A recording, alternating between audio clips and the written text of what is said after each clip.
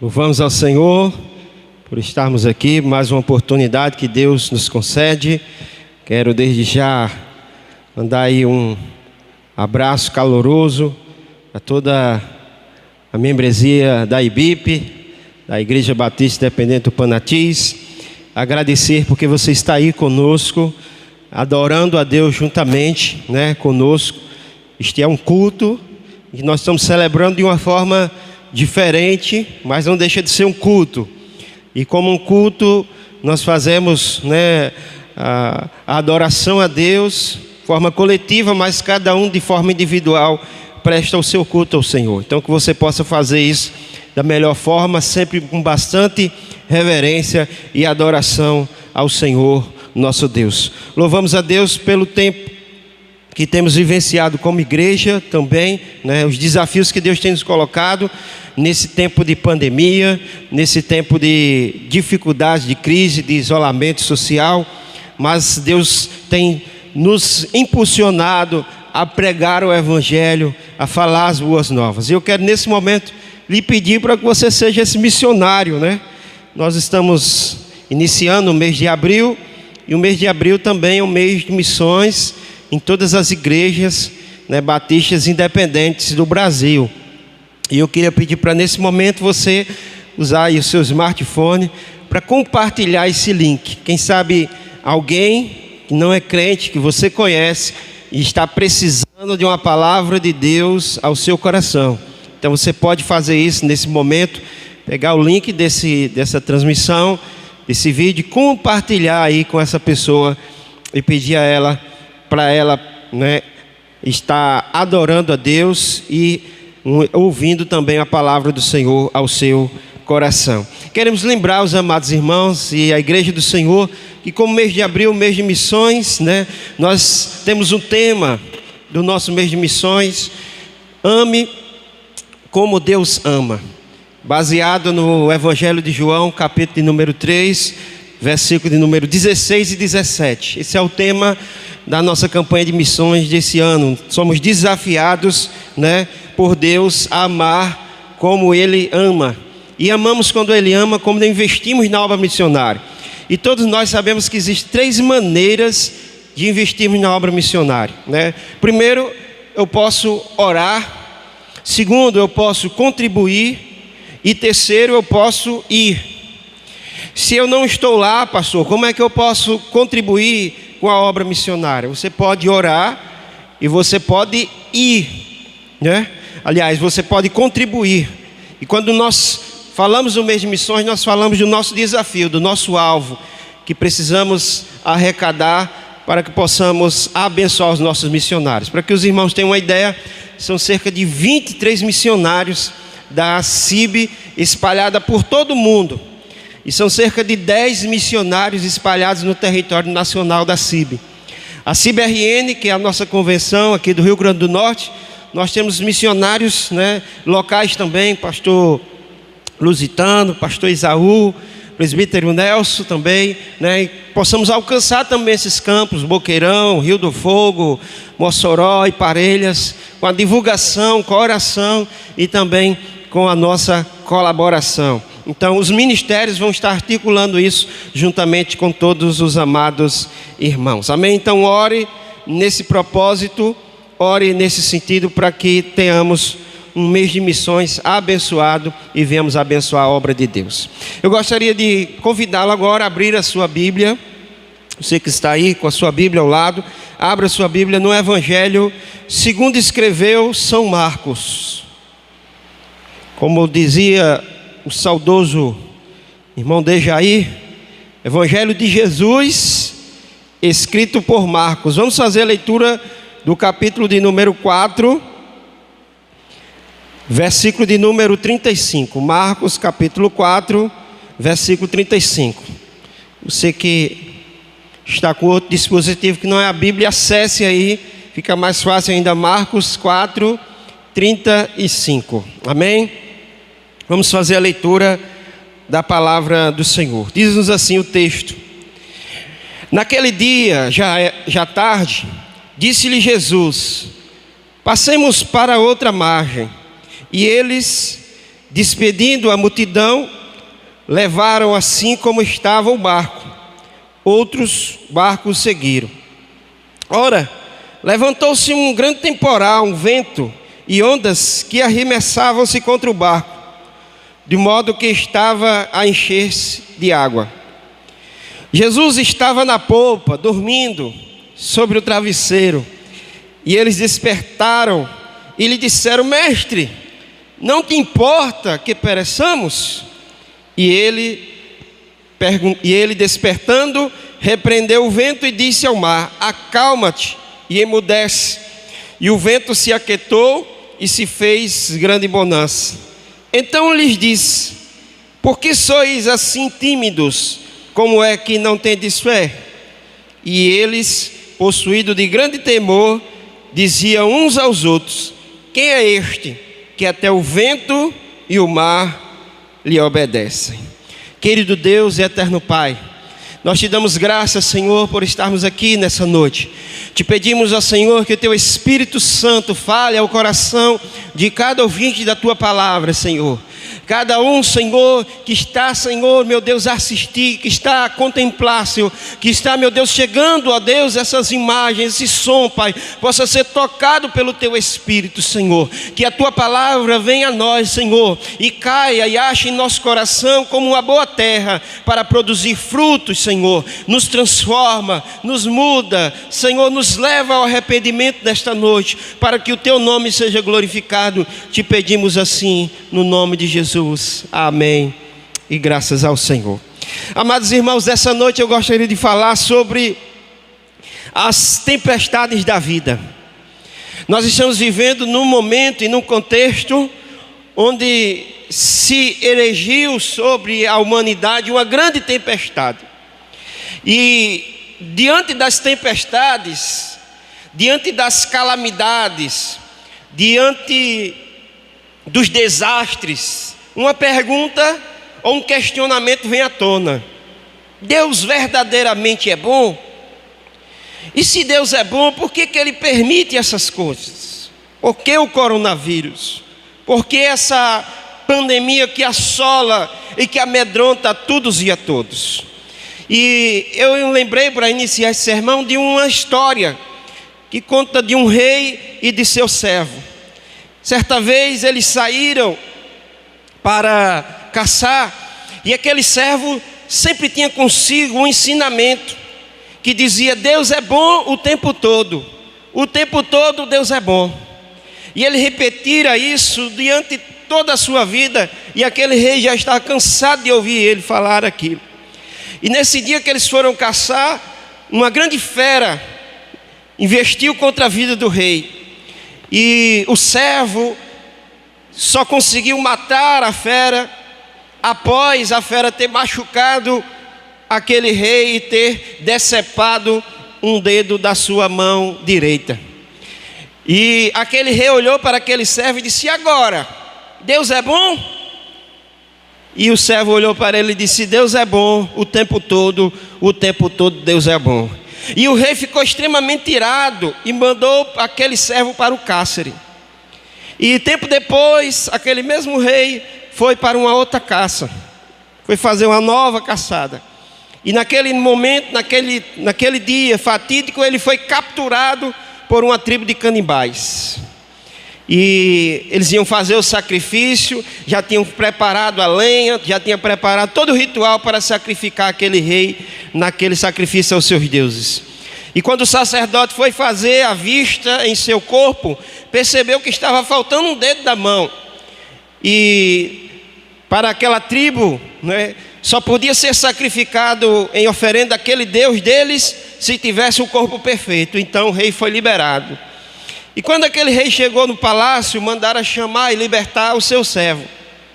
Agradecido a Deus e dizendo para aquele servo, dizendo: realmente você tem razão, Deus é bom o tempo todo Deus é bom. Agora eu quero lhe fazer uma pergunta: Deus é bom com você?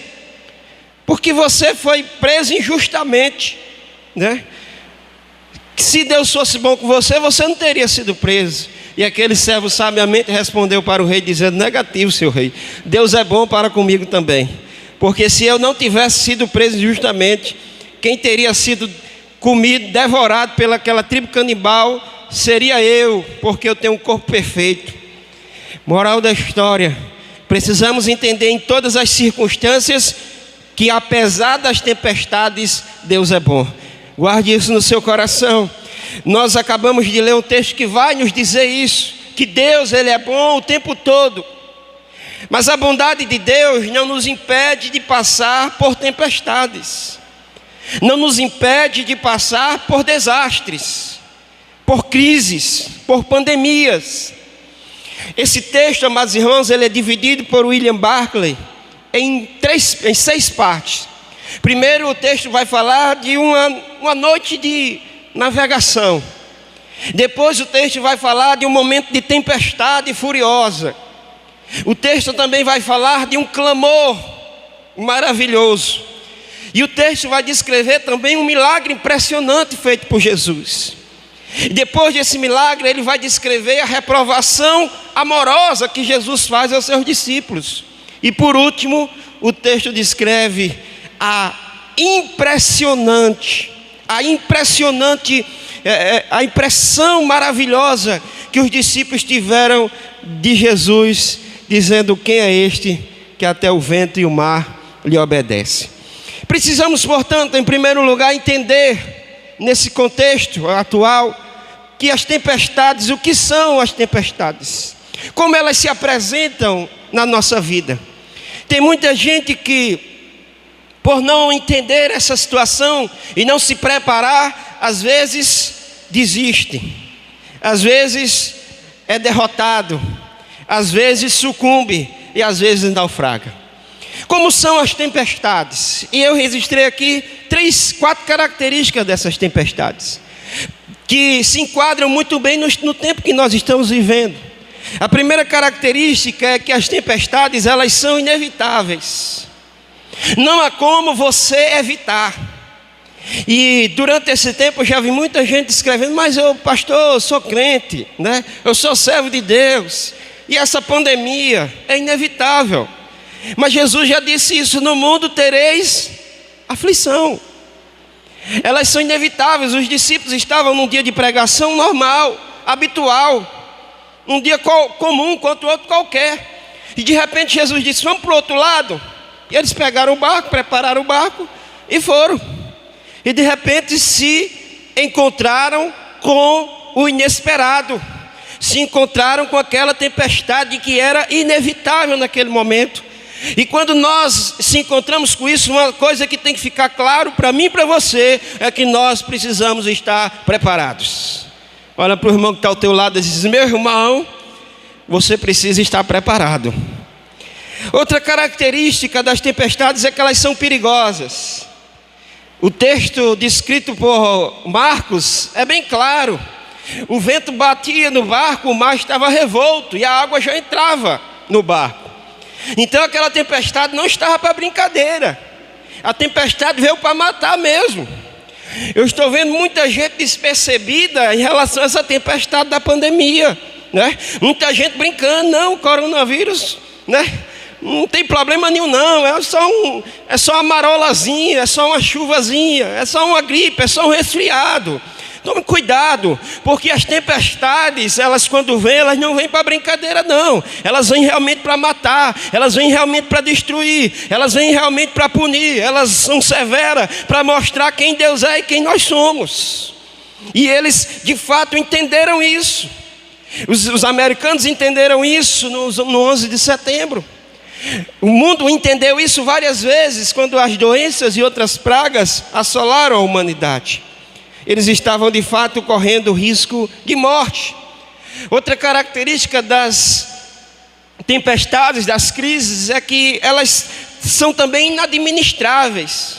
Por mais que você tente fazer, e nós estamos vendo aí os governos, né, os estados se movendo, as prefeituras, a União se movendo, mas o que eles estão fazendo é paliativo. Porque não dá para administrar, o vírus vai vir, ele vai chegar, ele vai expandir, né? Ele vai contaminar as pessoas. Não tem como você administrar essas coisas. O que nós podemos fazer é a nossa parte. Nós não podemos nos omitir. E aí os discípulos fizeram a parte dele. Eles pegaram ali e tentaram, com as suas próprias mãos, com seu esforço. Quem sabe ali tirar aquela água do barco. Quem sabe ajustar as velas. Quem sabe fazer algum outro movimento que pudesse ajudar. Mas chegou um ponto que eles disseram, não dá para a gente administrar esse negócio. Tem muita gente que conhece Jesus, conhece Deus, e está tentando administrar com a força do seu braço. Eu quero dizer para você que como os discípulos não conseguiu, você não vai conseguir, eu não vou conseguir, ninguém vai conseguir, porque o único capaz de administrar isso é Deus, é Jesus. Ele tudo pode. As tempestades também, elas nos surpreendem. Imagine você, aqueles homens que já estavam acostumados a navegar no mar da Galileia, 21 quilômetros de extensão, e eles para lá e para cá, para lá e para cá, mas de repente eles são pegados de surpresa. Não foi assim que aconteceu com a gente? O cenário foi transformado do dia para a noite. Eu tinha vários planos, Fizemos vários projetos para 2020, mas de repente veio essa tempestade, veio essa crise e mudou tudo de cabeça para baixo. Hoje a gente já não sabe mais as projeções do que vai acontecer amanhã, Porque as tempestades são assim, elas nos surpreendem, elas nos pegam de calça curta. Mas o porquê, pastor, que a gente tem que glorificar a Deus em todas as circunstâncias? Porque a tempestade pega eu e você de surpresa, mas o nosso Deus já sabe de todas as coisas antes que ela aconteça. Jesus não foi pego de surpresa. Tudo faz parte do propósito de Jesus. Ele estava no comando, ele estava no barco. Agora a diferença que vai fazer na minha e na sua vida diante da crise é se Jesus está no seu barco. Pergunta para a pessoa que está ao seu lado aí: Jesus está no seu barco, meu irmão? Pergunta aí a ela: Jesus está no seu barco? Como são as tempestades? Elas são assim. Segundo lugar, eu queria falar sobre os conflitos que enfrentamos na tempestade. Tem muita gente que está em conflito. Por que nos sobreveio tudo isso? E é justamente na tempestade, nas crises, que vêm esses conflitos. Conflitos em relação à soberania de Deus, em relação à bondade de Deus, em relação, à ação de Deus, à ação da igreja. E aí vem os porquês. E aconteceu isso também com os discípulos. O primeiro conflito que eles tiveram, diz a palavra do Senhor, que eles, no momento que a tempestade veio, eles entraram em conflito em relação à palavra de Jesus, em relação àquilo que Jesus tinha dito a ele. Observe no verso de número 35. Aliás, no verso número 35 ele diz: naquele dia, já tarde, disse-lhe Jesus: passemos para outra margem. Poxa, eu estou nessa tempestade por causa de Deus, porque foi Ele que mandou a gente mover esse barco para o outro lado. Se a gente tivesse ficado aqui, nada disso tinha acontecido. Tem muita gente achando, que aquilo aconteceu por conta dele, porque estava fazendo o que deveria fazer. Observe que os discípulos estavam em obediência. E quando você está em obediência, você está no centro da vontade de Deus. Os discípulos, ao estar em alto mar, eles não estavam na sua própria vontade. Os discípulos não estavam representados aqui como Jonas.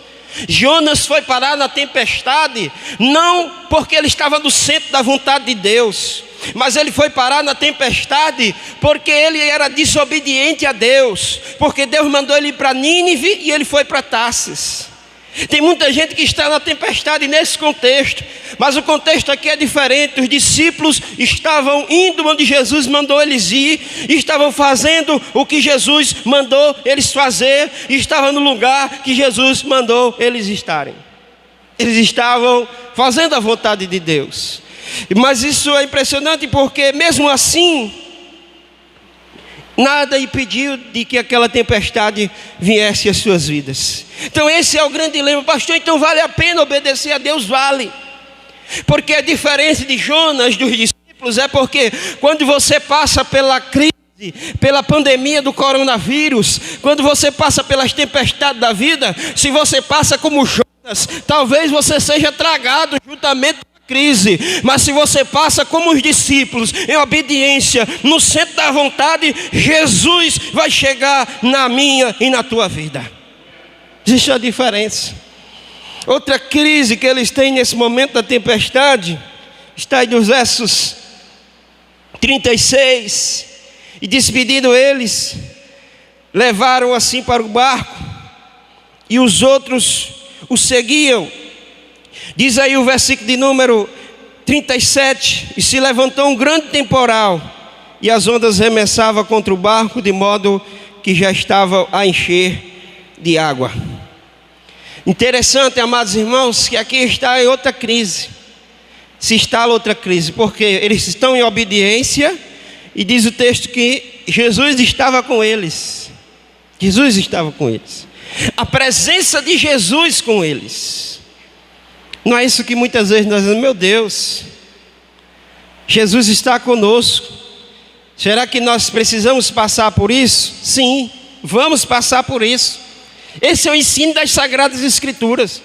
O fato de Jesus estar no barco não impediu que a tempestade viesse, não impediu que ele passasse pelas tempestades. O fato de Jesus estar com a igreja, o fato de Jesus estar na minha vida, estar na tua vida, não vai nos colocar numa redoma de vidro, não vai nos colocar com um campo de força. Nós seremos atingidos de mesma forma pela tempestade. E qual é a diferença, pastor? Que Jesus está no barco.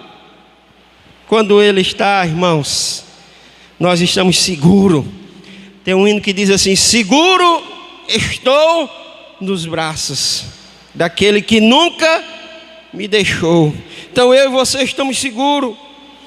Como crentes, nós precisamos entender que o céu não é aqui. Enquanto estivermos aqui, teremos aflição, seremos sujeitos às doenças, às enfermidades. Jesus estava no casamento, e diz a Bíblia que mesmo Jesus no casamento faltou vinho. Faltou vinho. Jesus estava ali, mas faltou vinho. Então o fato de Jesus estar na nossa vida não nos impede de passarmos pelas tempestades. Daniel na cova dos leões. Daniel passou pela cova. Deus não impediu que ele entrasse na cova, mas Deus impediu que os leões o devorassem. Mesaque, Sadraque e Abednego, eles foram lançados na fornalha ardente de fogo de Nabucodonosor, mas Deus não impediu de eles serem lançados lá. Mas quando eles foram lançados, Deus os livrou de serem queimados, e nem um fio só de cabelo deles foi queimado naquela fornalha de fogo. Porque é isso que a Bíblia Sagrada nos diz. O fato de sermos discípulos de Jesus nos garante que Ele vai estar conosco em todos os momentos. Se passarem pelas águas, eu serei contigo. Se passar pelo fogo, eles não te queimarão. Deus será comigo e Deus será com você. Então creia e receba essa palavra no seu coração. Bendito seja o nome do Senhor. Como conciliar a presença de Jesus e o outro conflito no coração dos discípulos e no seu coração nesse tempo de crise é o conflito de Deus parecer estar dormindo. As coisas estão acontecendo, meu Deus, só aumenta, só avança. Cadê Deus? Tanto que eu tenho orado, tanto que eu tenho pedido. Cadê Deus que não manifesta o seu favor, não manifesta o seu cuidado? E os discípulos talvez estivessem assim. E o que chama a atenção aqui é a forma como eles acordam Jesus. Parece que eles estão com medo da tempestade. Talvez você esteja me ouvindo nessa noite e você esteja com medo da tempestade. Você esteja com medo da situação. Você esteja com medo do gigante. Mas eu tenho uma palavra de Deus para dizer para você: acalme o seu coração, acalme a sua mente, acalme a sua alma, porque nós não temos que ter medo da tempestade. Nós temos que entender que maior que a tempestade se chama Jesus Cristo, o Filho de Deus, e quando Ele se levantar, a tempestade se acaba. Diz a palavra de Deus: Jesus estava dormindo, e temos que conviver com essa situação, que Jesus chega na hora certa e no tempo certo. Para nós tem que ser no nosso tempo, mas para Jesus é no tempo dele. Terceira coisa que nós aprendemos aqui: as grandes perguntas são feitas no momento da crise. Primeiro nós entendemos o que são as tempestades, como elas vêm. Depois nós entendemos os conflitos que nós temos nessa tempestade, os conflitos em relação à pessoa de Deus e a maneira como Ele age. O fato de estarmos obedecendo, o fato dele estar presente na nossa vida, e o fato dele ter o tempo de agir. O tempo é dele, ele faz quando quer, como quer, a hora que quer. Claro que como igreja nós temos feito nossa parte. Nós nos levantamos hoje em jejum, clamando a Deus que venha sobre a nação brasileira, que impeça a tragédia que está sendo pregada. Mas nós sabemos que o jejum não muda Deus, o jejum muda a nação, o jejum muda o povo, o jejum nos leva ao quebrantamento, ao arrependimento. E quando nós mudamos, Deus muda também. Deus estende os seus braços em nosso favor.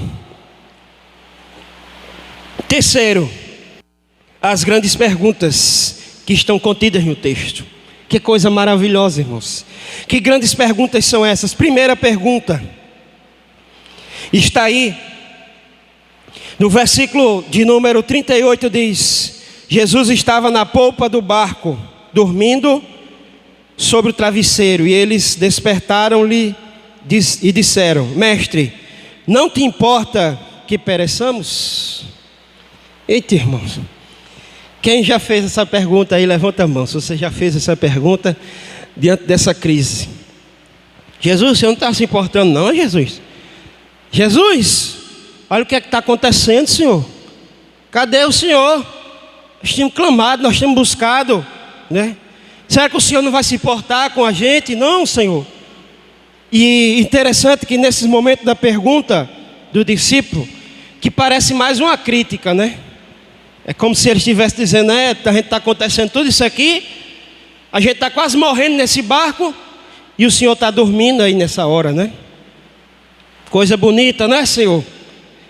Naquele momento em que a nossa oração se transforma também numa crítica. Essa pergunta, irmãos, ela revela três coisas. A primeira coisa, ela revela que os discípulos estavam com medo. Estavam com medo de morrer. Eles estavam com medo que aquela tempestade realmente fizesse com que eles sucumbissem. E quem sabe você que me ouve nessa noite, você também está nessa tempestade e você está com medo. E o grande problema, irmãos, é porque o medo, ele nos paralisa. E quando você está com medo, você nem clamar quer. Você fica parado, em vez de tomar uma atitude.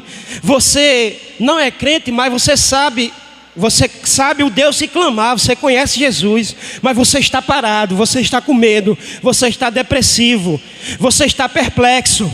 E esse momento que Deus está dizendo para você, não é hora de parar, é hora de clamar, é hora de buscar, é hora de invocar o nome do Senhor, porque a palavra de Deus diz: todo aquele que invocar o nome do Senhor, esse será salvo. Então invoque o nome do Senhor na tempestade. Interessante, irmãos, que eles chegam para Jesus e dizem: o Senhor não vai se importar não? Isso demonstra a segunda coisa, que eles tinham fé. Eles tinham fé. Era grande, pastor? A fé era não, mas tinha alguma coisa. Tem alguma coisa aí, irmão, de fé ainda? Tem no teu coração alguma coisa aí? Tem algum pouquinho de fé no teu coração aí? Esse pouquinho de fé pode ser a sua salvação. Porque aquele pouquinho de fé os moveu a clamar àquele que podia resolver a situação das suas vidas. Esse pouquinho de fé pode levar você a ter um encontro com Jesus, ter sua vida transformada e você ser livre da pior desgraça que habita a humanidade e o mundo, chamada pecado. Jesus hoje pode tirar o pecado da tua vida, te libertar. Basta que você se arrependa diante dele, porque para isso ele veio, para libertar o homem dos seus pecados e lhe dar a vida eterna. Outra coisa, irmãos, o medo tomou conta daqueles homens a ponto deles entenderem que estavam próximos da sua morte. E interessante que a fé deles, embora seja pequena, mas era uma fé ainda deficiente, porque Jesus se levanta e fala a segunda pergunta, que está aí no verso de número 40, que diz: então lhes disse, por que sois assim tímidos? Como é que não tendes fé? Por que sois assim tímidos? Como quem diz não tem de fé? Jesus agora olha para os discípulos e diz: gente, vocês precisam ter fé e não medo. Não é hora de ter medo, é hora de ter fé. Diga para o irmão que está ao seu lado aí: meu irmão, não é hora de ter medo. A pandemia, a tempestade é grande mesmo, veio para matar, é trágica, mas não é hora de ter medo, é hora de ter fé, de manifestar a fé em Jesus. Porque onde o medo aparece, a fé desaparece. Então nós precisamos desenvolver isso. Porque precisamos ter fé. Primeiro, porque Jesus foi o que prometeu. Jesus disse assim: ei, saiam daqui e vão para o outro lado. E a promessa de Jesus era que eles iam sair e que iam chegar. Segundo, a presença de Jesus. Se Jesus está no barco, a viagem é garantida. O navio vai sair daqui e vai chegar até lá. Se Jesus está na tua família, ela vai sair daqui e vai chegar até lá. Se Jesus está na sua vida, você vai cruzar a vitória, você vai chegar até o fim. Bendito seja o nome do Senhor. Porque podemos ter fé, porque Jesus é aquele que nos dá a paz e que traz a paz. E por último, precisamos desenvolver a fé, porque Jesus tem todo o poder. Jesus é o Todo-Poderoso, Criador dos céus e da terra. Jesus, ele criou o vento, ele criou o mar, ele criou o universo. Todas as coisas, diz a Bíblia, foram feitas por ele, e sem ele nada do que foi feito se fez. Por isso que nós podemos crer, por isso que você pode crer. A palavra diz que toda autoridade foi dada a Jesus no céu e na terra. Por que você está assim, como quem não tem fé? Tenha fé, porque o Deus, Jesus Cristo, o Deus que você serve, tem poder para mudar todas as circunstâncias. Por último, a última pergunta, grande pergunta que é feita, é por parte dos discípulos. O versículo de número 41, ele diz: quem é este que até o vento e o mar lhe obedece? Pergunta para a pessoa que está ao seu lado aí: você sabe quem é este? Você sabe quem é este que até o vento e o mar lhe obedece? Eu vou dizer para você que este é o Deus soberano. Porque até então os discípulos já tinham visto esse Jesus ter um combate com o demônio e dizer assim: sai dele, e não entra mais nele, e o demônio obedecer. Esses discípulos já tinham visto Jesus chegar para uma pessoa paralítica e dizer: levanta-te e anda, e ela se levantar. Esses discípulos já tinham visto Jesus chegar para um cego de nascença e dizer assim: vê, e ele vê. Esses discípulos já tinham visto Jesus chegar para alguém que estava tomado de lepra e dizer ser limpo, e ele ficar limpo. Agora surpreenderam mais ainda, porque agora perceberam que não estava somente diante de um homem santo, mas que estavam diante de um Deus, porque ele chega e fala para o mar, ele chega e fala para o vento: acalma-te e cessa, e o mar e o vento obedece. Esse é o Deus das Escrituras, esse é o meu e o seu Deus, Criador supremo de todas as coisas. Então por que você está com medo do vento? Por que você está com medo do mar? Você e eu temos que temer aquele que criou o vento, aquele que criou o mar, aquele que ordena e o mar se abre, aquele que ordena e o sol para.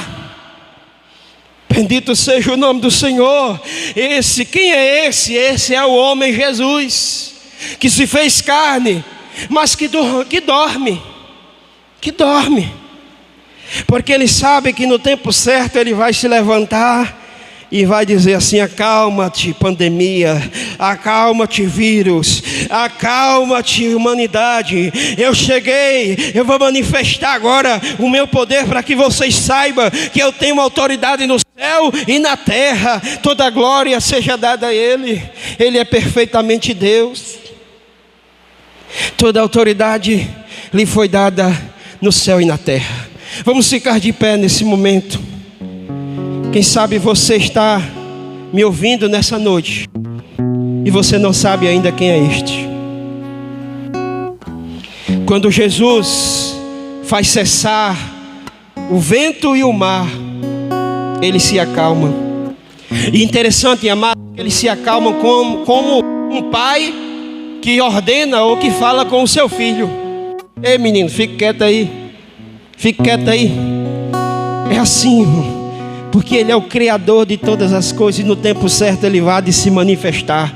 Quando o propósito estiver estabelecido, quando as autoridades estiverem sucumbidas e humilhadas perante Ele, quando todas as nações se prostrarem e perceberem que não há outro Deus, e fizerem como fizeram lá no Monte Carmelo, só o Senhor é Deus, Ele irá manifestar a sua vontade. Antes de ter medo da natureza, tema aquele que criou a natureza. Antes de ficar amedrontado por causa do vento e do mar, tema o Senhor do vento e o Senhor do mar. Quero terminar perguntando a você: você conhece esse Jesus? A quem você está temendo? Você está temendo o coronavírus, a pandemia do coronavírus, ou você está temendo o Senhor de todas as coisas, que domina, que governa e que rege todas as coisas? Esse é um tempo de arrependimento. Esse é um tempo de estar lhe dando uma oportunidade de você entregar a sua vida a Ele, de você permitir que Ele entre na sua casa, Ele entre no seu barco. Porque Jesus, Ele não entra no coração do homem, a menos que esse homem o receba, a menos que esse homem abra o seu coração, a menos que esse homem reconheça que é pecador e que carece da salvação em Cristo. Quem é este homem que até o vento e o mar obedece? Ele é Jesus, o Salvador. Ele é o Messias de Deus, que veio a este mundo para que todo aquele que nele crê não pereça, mas tenha vida eterna. O desejo de Deus é que todos entrem no barco, mas a vontade e o livre-arbítrio do homem Deus deixou para você. Você só entra no barco se você quiser, mas Jesus te chama: vinde a mim, todos vós que estão cansados e oprimidos. Eu quero terminar orando por você. Se você quer vir a Cristo nessa noite, faça essa oração comigo, no nome de Jesus. Você que está no seu lar, você que está na sua casa com medo, lembre-se: quem tem fé não tem medo. O medo lhe paralisa. Onde o medo aparece, a fé desaparece. Esse é o tempo de andarmos por fé e de agirmos por fé. Eu quero orar para que esse medo, esse pavor, esse pânico da morte saia do seu coração e a se andar com uma fé inabalável, uma fé que tem esperança, uma fé que entende que Jesus está no barco, uma fé que sabe que a tempestade é maior do que você, que a tempestade pode lhe destruir, que a tempestade pode lhe vencer, mas uma fé que sabe que Deus é maior que a tempestade. Meu Deus e meu Pai, no nome de Jesus, nesse momento, Pai, eu quero pedir em favor, Senhor, de cada um, ó Pai, que nesse momento reconhece, Senhor, como Salvador de sua vida, que tentou, Senhor, caminhar sozinho, que tentou fazer essa travessia do mar da Galileia sozinho, mas já afundou várias vezes, e sabe que talvez essa tempestade pode vir de forma definitiva e levar plenamente para todo sempre.